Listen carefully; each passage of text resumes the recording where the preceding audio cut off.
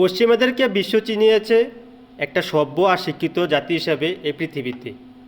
অথচ এই সভ্য আর শিক্ষিত পশ্চিমাদের হাতে গত 100 বছরে দুইটা বিশ্বযুদ্ধ হয়েছে।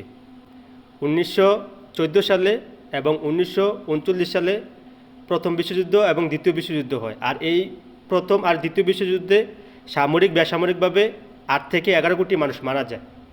অথচ তাদেরকে বলা হয় এই পৃথিবীর সভ্য আর শিক্ষিত জাতি। আর এই সভ্য আর শিক্ষিত জাতি পৃথিবীর এমন কোনো বাকি নাই, পৃথিবীর এমন কোনো দেশ নাই যে তারা কোনো না কোনোভাবে যুদ্ধের সাথে জড়িত। প্রত্যেকটা দেশের মধ্যে তারা যুদ্ধের সাথে জড়িত, পরোক্ষ এবং প্রত্যক্ষভাবে তারা যুদ্ধের সাথে জড়িত। একটা দেশের সাথে একটা দেশের আঞ্চলিক যুদ্ধ, রাজনৈতিক যুদ্ধ, গৃহযুদ্ধ শুরু থেকেই কোনো না কোনোভাবে তারা ইন্ধন দিয়ে আসছে এবং করিয়ে আসছে। তবে তাদেরকে বলা হয় এই পৃথিবীর সভ্য আর শিক্ষিত জাতি। আর এই সভ্য শিক্ষিত জাতির হাতেই দুইটা বিশ্বযুদ্ধ পরপর হয়ে গেছে।